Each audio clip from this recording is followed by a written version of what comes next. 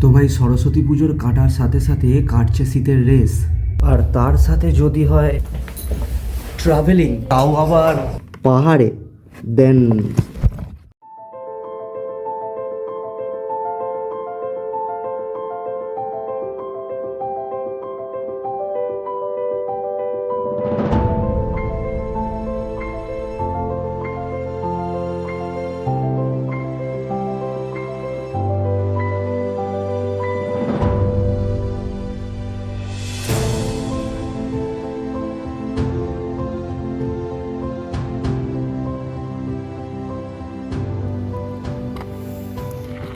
তো চলো শুরু থেকে শুরু করা যাক।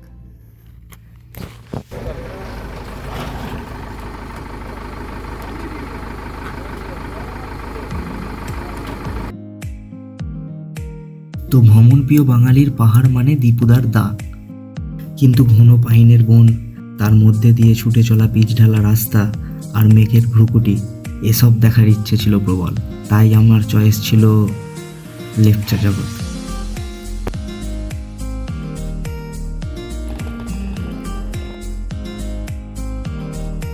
আমার এই লেপচা জগতের জার্নি শুধু আমার একার ছিল না, আমার সাথে ছিল আমার দুই বন্ধু।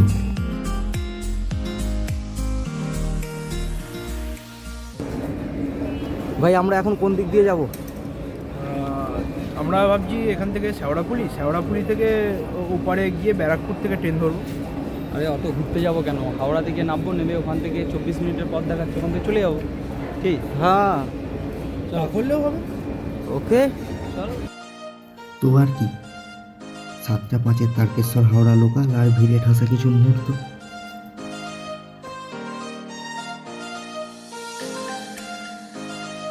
আর হাওড়া স্টেশন থেকে 719 নম্বর বাস ধরে ঝাপসা কাঁচের মধ্য দিয়ে হাওড়ার ব্রিজকে দেখে প্রায় 40 মিনিট পর আমরা পৌঁছালাম আমাদের ডেস্টিনেশন, কলকাতা রেলওয়ে স্টেশন।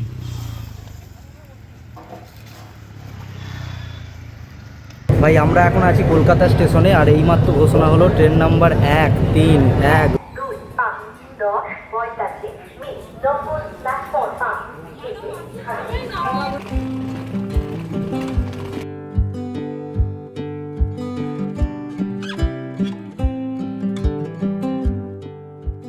আসলে আমাদের জার্নি শুরু হয়েছিল সকালে আর পৌঁছাতে পৌঁছাতে রাত।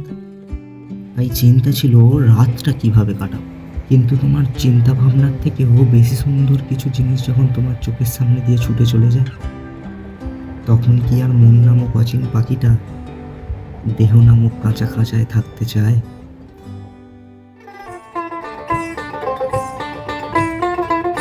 তারে ধরিতে পারলে মন বেরি দিতাম পাখির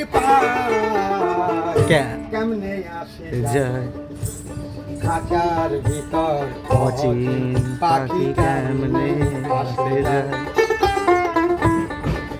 ওরে মন তুই রইলি খাঁচার আসে, খাঁচা যে তোর কাঁচা বাসে। এই খাঁচাটা কাঁচা বাসে, পাকাপোক্ত না, কোনো গ্যারান্টি নেই। ওরে কোন দিন খাঁচা পড়বে খসে, কোন দিন খাঁচা পড়বে খসে, ফকির লালন ভেবে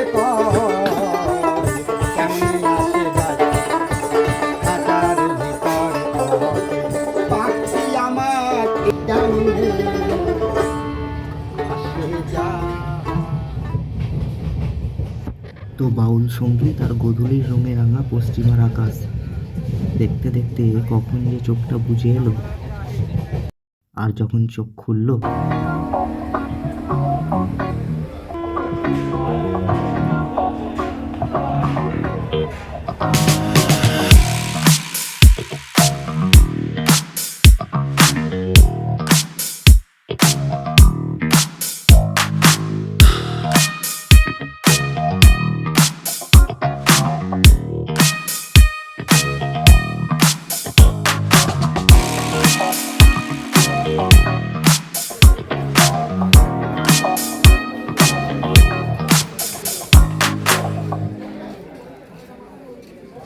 ঠিক আছে গাড়ি আমি উই আর একটা রতন হোটেল, আর আমরা এখানে অর্ডার করেছি আন্ডা কারি। আন্ডা থালি अंडा थाली। भाई खाना कैसा है? कौन सा वाला ज़्यादा अच्छा लगा? अंडा करी बेस्ट। দারুণ দারুণ। বাড়ি থেকে খেয়ে এসেছিলাম, তারপর এই খাচ্ছি। এখন রাত্রি প্রায় 9:30 বাজছে। তো যা খাচ্ছি তাই ভালো যা লাগছে। খাচ্ছি তাই অমৃত। তো ভাই যা খাচ্ছি সব অমৃত। ঠিক আছে ঠিক আছে। তো খাবার টাবার আমরা খেয়ে নিয়েছি আর জলও কিনে নিয়েছি। এবারে আপাতত রাতটুকু প্ল্যাটফর্মে কোথাও কাটিয়ে দেওয়া যাক, এটাই আমাদের চিন্তাভাবনা আছে। আলো ঝলমলে এনজিপি স্টেশন, মালগাড়ির হর্ন, ভ্রমণার্থীদের আনাগোনা আর একটু অপেক্ষা সহযোগে সেদিনের রাতটা আমরা স্টেশনেই কাটিয়ে দিলাম।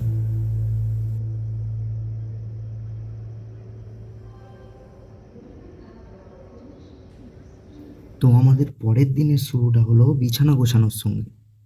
বিছানা বলতে পেপার, তার উপরে বিছানার চাদর, তার উপরে আমরা, তার উপরে blanket. Okay G, we are done with our backpack. বাকি এটা বাইরে রেখেছি, পরে কাজে লাগতে পারে। তো এখন গাড়ি বুক করতে যাব, গাড়ি দেখি। আর বাইরে কালকে ঘুমানোর চেষ্টা তো করেছিলাম, কিন্তু কন্টিনিউয়াসলি মালগাড়ির হর্ন আর শব্দর জন্য ঘুম তো মোটেই হয়নি। তার উপর ঠান্ডাও প্রচণ্ড, এর ওপরে আরও ঠান্ডায় যাব। তো দেখা যাক, যাওয়া যাক। তো আমাদের প্রাথমিক লক্ষ্য ছিল একটা কার রেন্ট করা, আর আমাদের এই যাত্রার সারথি ছিল মিস্টার সন্টুদা। যাওয়া যাক। তো ঝন্টুদার কাছ থেকে পারমিশন নিয়ে যখন আমরা জার্নি শুরু করেছিলাম, আকাশ তখনও অন্ধকার, কিন্তু আরও কিছুক্ষণ পর আকাশ তার ভায়োলেট কালার ধারণ করলো। আর ভোর হলো, চা খাবো না তাই কখনো হয়?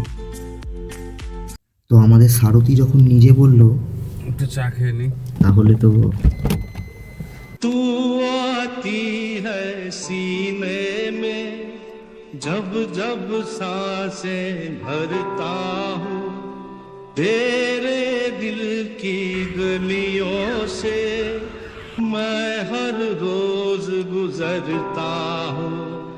हवा के जैसी चलती है तू, मैं रेत जैसा उड़ता हूँ। कौन तुझे यूं प्यार करेगा जैसे मैं करता हूँ।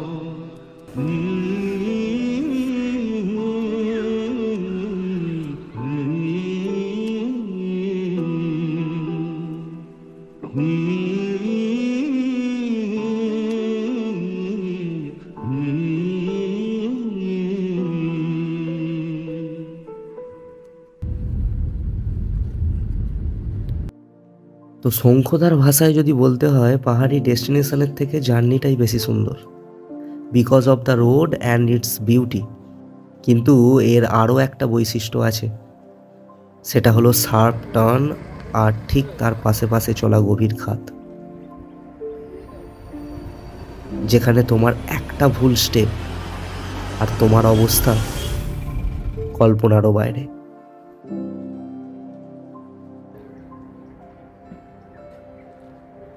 আর এই জন্যই দরকার awareness are well driving skill. আর রাস্তা যদি এরকম সুন্দর হয় আর ড্রাইভিং স্কিলফুল,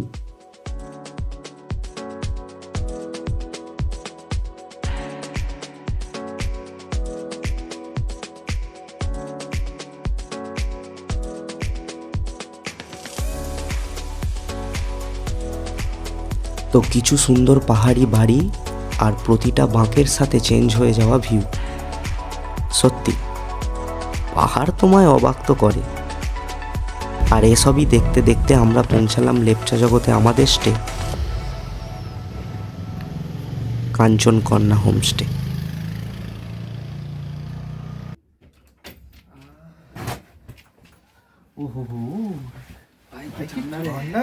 তো এই ঠান্ডার ওয়েদারে ওয়েলকাম ড্রিঙ্ক হিসাবে যদি চা হয়, তাও আবার এত সুন্দর কাপ আর এত সুন্দর ভিউয়ের সাথে। তো যতক্ষণ আমরা চায়ের সাথে প্রেমালাপ সারি ততক্ষণ তোমরা এই হোমস্টের একটু গ্লিমসই দেখে নাও।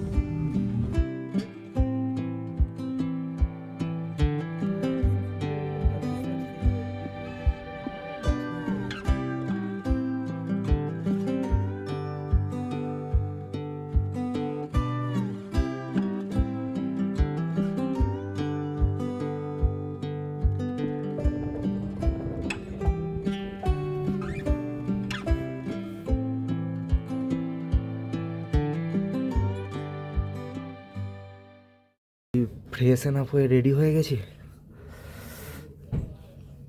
কিন্তু প্রবলেমটা হলো চিরুনি আনতে ভুলে গেছি। ভাই ভাই চিরুনি আছে? চিরুনিটা আনতে ভুলে গেছি, রেডি করে রেখেছিলাম, আনতে ভুলে গেছি। আবে ইয়ার, বলছি চিরুনিটা আবার দিয়ে। আর কথাতেই তো আছে, যা নেই তার আক্ষেপ করার থেকে বরং যা আছে তার দিকে নজর দেওয়াই ভালো। So we were going to explore some part of Lepcha জগৎ। আর যখন এক্সপ্লোরের কথাই আসে তখন শুনেছি নাকি এখানে ঘুম রক বলে একটা জায়গা আছে, টোটালি আনএক্সপ্লোর, সাধারণত কেউ যায় না। হোমস্টের দাদাকেও জিজ্ঞাসা করলাম, বললো অনেকটা জঙ্গলের ভেতরে, সেখানে যেতে গেলে একটু রিস্ক পড়ে যাবে। আসলে লেপচা জগৎ থেকে মাত্র 1 কিলোমিটার দূরে ঘুম রক হলো পাহাড়ের ওপর অবস্থিত একটি ভিউ পয়েন্ট, কিন্তু এই ভিউ পয়েন্টের থেকেও বেশি আকর্ষণীয় হলো এখানে যাওয়ার রাস্তা।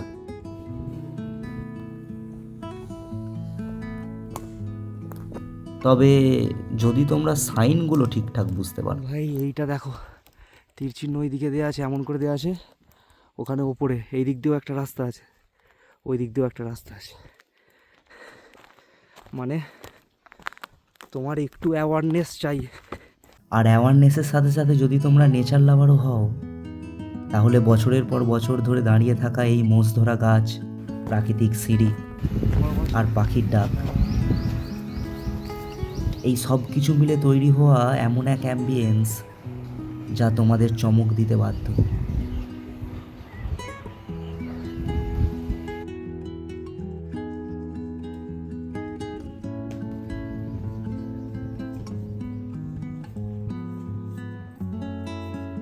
আর এসবই দেখতে দেখতে আর শুনতে শুনতে আমরা পৌঁছে গেলাম আমাদের ভিউ পয়েন্ট ঘুম রক।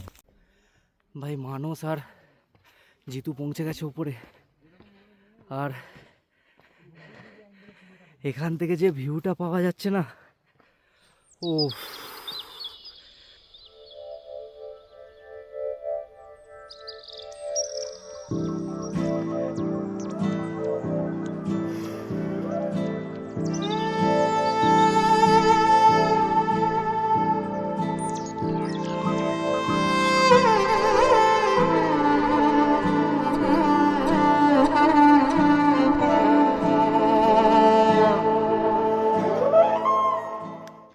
Awesome.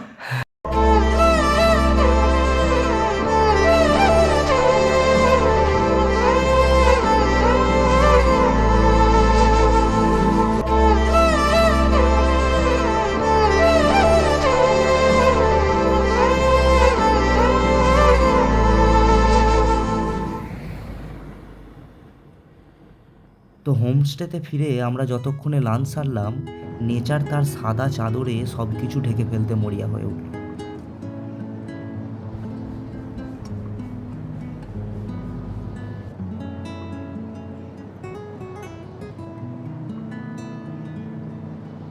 আর একজন খাঁটি বাঙালি হওয়ায় পেটে গরম ভাত আর চারপাশের ঠান্ডা আবহাওয়া, এর মাঝে ভাত ঘুমকে কি করে অ্যাভয়েড করা যায় বলো তো?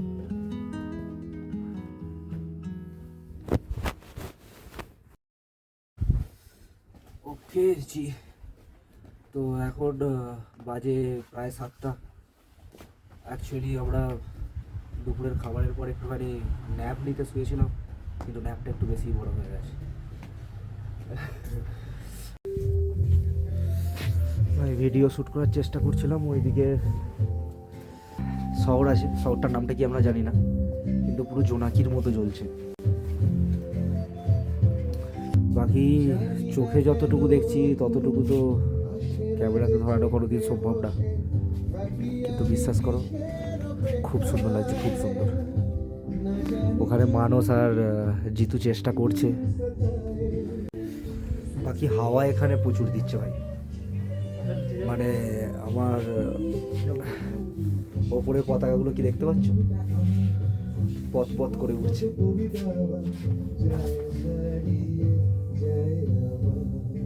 চলো আরেকটু সময় এখানটা কাটাই, তারপরে এইটাই প্ল্যান আছে যে এই লেপচা জগৎ, এই কটা হোমস্টে নিয়ে যে আলাদা একটা জগৎ তৈরি করেছে। আলাদা জগৎ বলার কারণ আছে, কারণ প্রতিটা হোমস্টেতে এত সুন্দর সুন্দর লাইট দিয়ে সাজানো, ভাবছি সে কটাই দেখতে বেরোবো।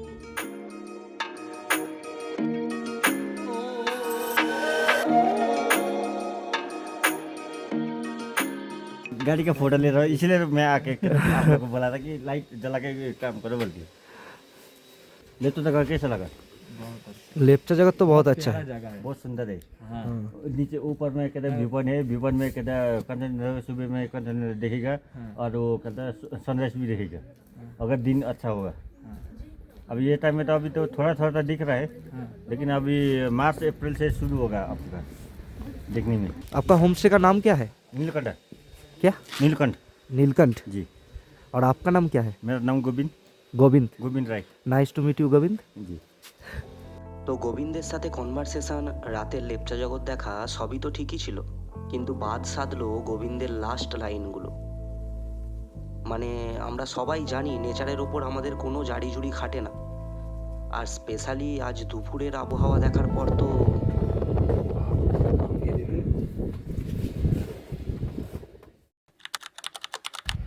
ভাই সূর্য অলরেডি উঠতে শুরু করে দিয়েছে, আমরা একটু দেরি হয়ে গেছি। প্রবলেমের কিছু নেই, 10 মিনিটও লাগবে না ওখানে যেতে। কিন্তু এইখান থেকেই যা লাগছে না, মেঘটা পুরো সরে গেছে আর সূর্যর রেডিয়েন্টটা দেখো, উফ, পতাকা পথ পথ করে উঠছে। চলো ভাই। তো বলে না, নেচার কখনো কোনো পার্সিয়ালিটি মানে না, জাত পাত ধর্ম বর্ণ কিচ্ছু না, সে শুধু দেখে তাকে কে মন থেকে চায়। আর আমাদের মনের চাওয়াটাও বোধহয় প্রকৃতি সেদিন বুঝতে পেরেছিল।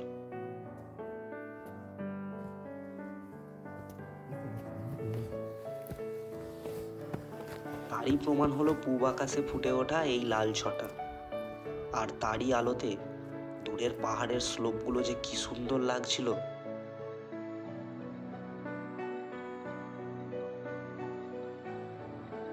আর আমি শুনেছিলাম লেপচা জগৎ থেকে নাকি কাঞ্চনজঙ্ঘার বেস্ট ভিউ পাওয়া যায়। ভাই সাব,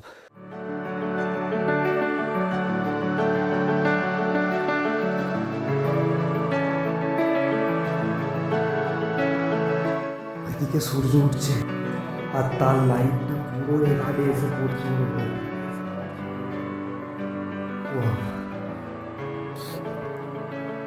প্রথম লেপচা জগৎ থেকে শুনেছিলাম কাঞ্চনজঙ্ঘা খুব সুন্দর দেখা যায়, আর প্রথম লেপচা জগৎ প্রথম কাঞ্চনজঙ্ঘা। মহাদেবের আশীর্বাদ আছে, কি বলো?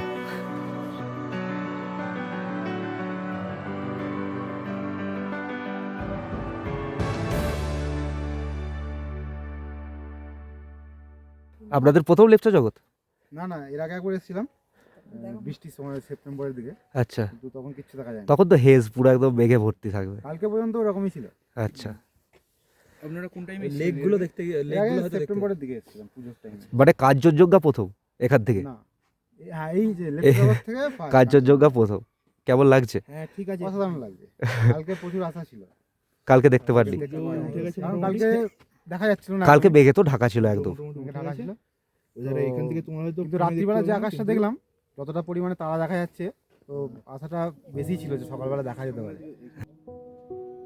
কিন্তু কাঞ্চনজঙ্ঘার দেখতে পাওয়াটা ঠিক যতটা আনন্দের ছিল, ঠিক ততটাই কষ্টদায়ক ছিল এখানকার ঠান্ডা, যার পরিমাপ তোমরা ঘাসের ওপর জমে থাকা শিশির দেখে আন্দাজ করতে পারো। আমরা সকালবেলা এসেছিলাম, খেয়াল করিনি, এইগুলো না সব শিশির পড়েছে, আর শিশিরগুলো জমে এরকম বরফের মতো হয়ে গেছে, ক্রিস্টাল হয়ে গেছে, সাদা হয়ে যাচ্ছে। মানে এতটাই মানে ক্রিস্পি টাইপের করে দিয়েছে সবগুলোকে। হাত দেওয়ার সাথে সাথে মিলিয়ে যাচ্ছে ঠিকই, কিন্তু বরফের মতো হয়ে গেছে।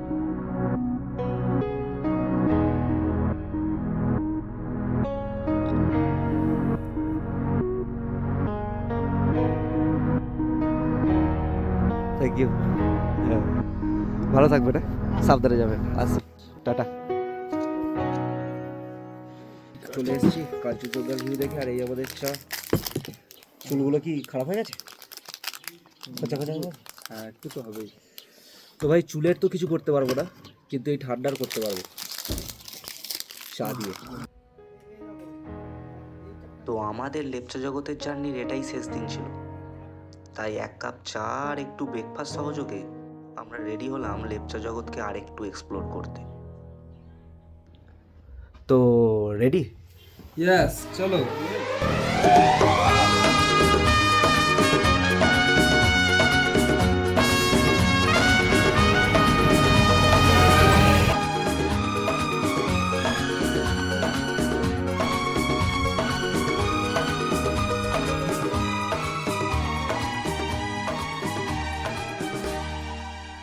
নিলাম, হ্যাঁ বন্ধু, নিলাম। কেসা है?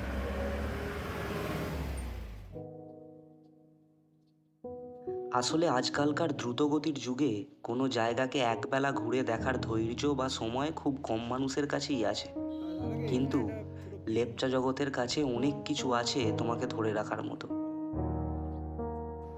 যেমন ধরো এই ঠান্ডা হাওয়া, কিংবা দুটো গাছের মধ্য দিয়ে দেখতে পাওয়া সুন্দর নেচার, যা এক আলাদাই ফ্রেম ক্রিয়েট করে।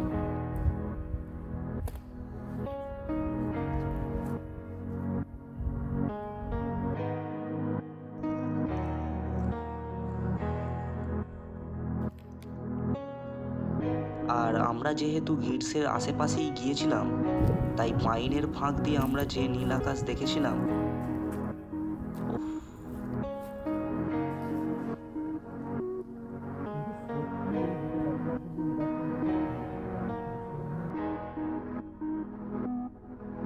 আর তার সাথে এই পাইনে মোড়া পিচ ঢালা রাস্তা, যার মধ্য দিয়ে হাঁটাটা তোমার জীবনের বেস্ট এক্সপিরিয়েন্সের মধ্যে একটা হতে পারে।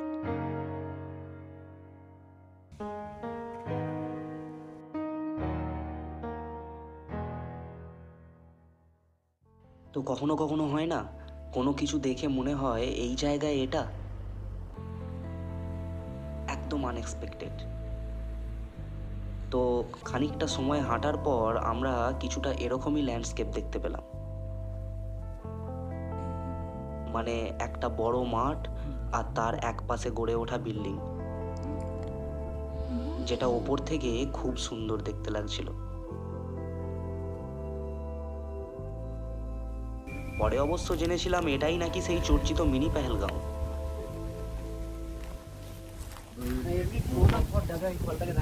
স্কোয়াশ, স্কোয়াশ, এটাই স্কোয়াশ। এটা কি ফল ভাই? স্কোয়াশ এটা। এই স্কোয়াশ নয়, আরে এটাই স্কোয়াশ।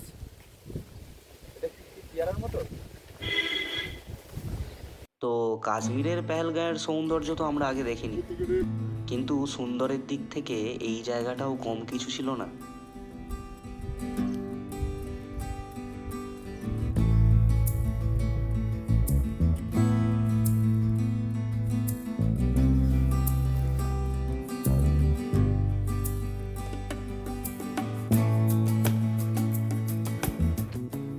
তো এতক্ষণ হাঁটার পর আমরা ভাবলাম জায়গাটা একটু বসেই এনজয় করা যাক। আর এসবের মধ্যে কেন জানি না হঠাৎ ফিল হলো আমি কতই না সুন্দর জায়গায় আছি। মানে এতক্ষণ অনেক পাইনের বন আমরা দেখেছি, কিন্তু এর মধ্যে থাকা এই ওপেন ভ্যালিটা একে আলাদাই সুন্দর লাগছিল। ভাই মিনি পেহেলগাম ঘুরে ফেললাম, যতটা এক্সপেক্ট করেছিলাম তার থেকেও ভালো। কি বলিস? একদম মানে ডেন্স পাইন ফরেস্ট, তার মাঝখানে একটা ওপেন ভ্যালি। ওয়াও, এর থেকে ভালো কম্বিনেশন ভালো কি হতে পারে। বাকি এই দিক দিয়ে উঠতে হয়।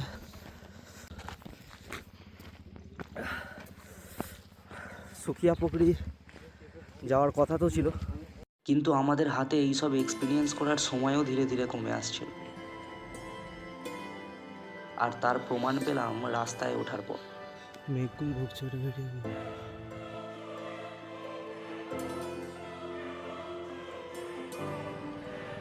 মানে প্রকৃতি আবার একবার নিজের ঘোমটা টানতে শুরু করলো।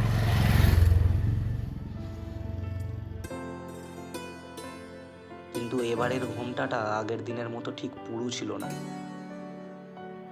মানে অস্পষ্ট তো ছিল, কিন্তু ঘোমটায় ঢাকা প্রকৃতি যে এত সুন্দর হতে পারে আমার কল্পনাতে কোনোদিন আসেনি।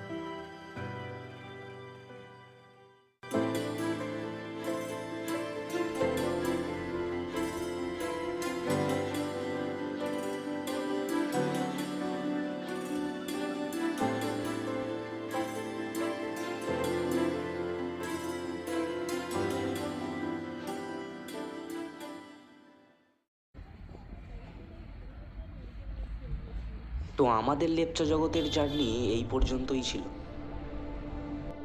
অনেক কিছু দেখলাম, আবার কত কিছুই না বাদ পড়লো। কিন্তু বলে না, কোনো কিছু কতটা ভালো লাগবে তা ডিপেন্ড করে ফার্স্ট ইমপ্রেশনের ওপর। আর লেপচা জগতের ফার্স্ট ইমপ্রেশন মনে রাখার মতো ছিল।